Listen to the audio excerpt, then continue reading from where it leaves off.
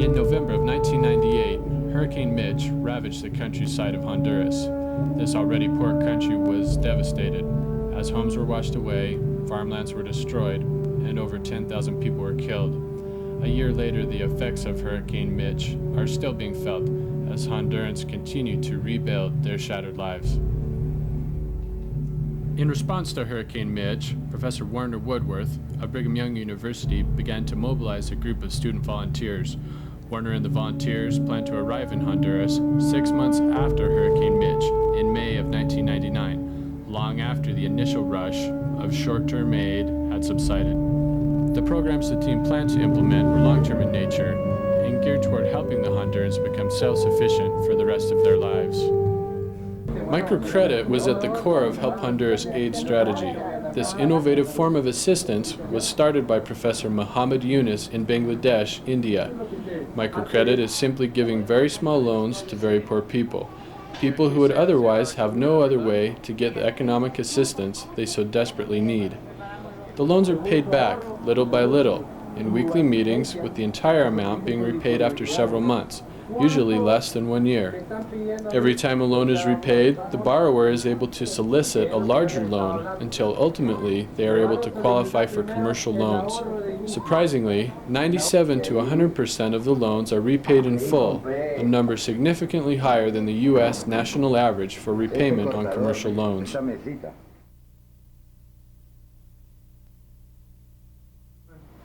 The story of Concepcion was one of the most successful discovered by the Help Honduras team. Concepcion, called Conchi by her friends, began her microenterprise by selling nacatamales door to door. She was able to carry 120 in a large pan on her head. They sold for 5 cents apiece.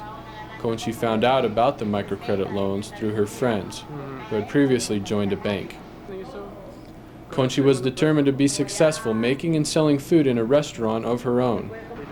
Conchi started with a very small loan, $35. She used the money to build a 10-foot by 10-foot concrete floor. The second loan was used to extend the floor and begin work on the walls.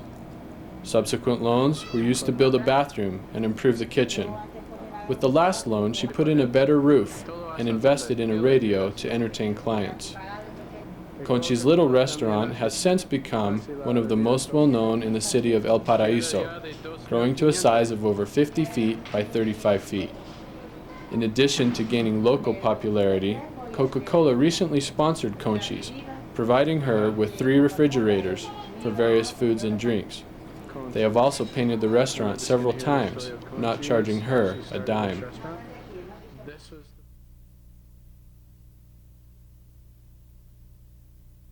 Angela, your bank has been very successful, is that true? Sure. We've been successful because we've worked together for a long time. We're on our 8th cycle and have never failed to pay back a loan. The bank members have been very punctual in attending weekly meetings. They are very happy to work with Finca because even though the loans they've had are small, they've been put to good use for our homes, to improve our living conditions, and we hope to continue working with Finca. Your bank won an award from Finca. Right, for being one of the best banks. We won $200 and a plaque from Finca. This is a plaque that Finca gave us for being the best bank of the county. Our bank won awards for having been punctual, for having enough savings, for having enough members, and that's why we won $200. While many of the loans are used in activities that never exceed 1 or 2 people, some grow to include many more. The following is a story of a microenterprise that grew from a 1-person operation to a small factory employing 6 workers.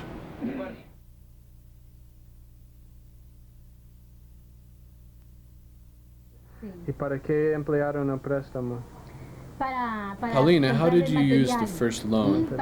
To buy materials and to hire employees. Could you have made the workshop without the loan?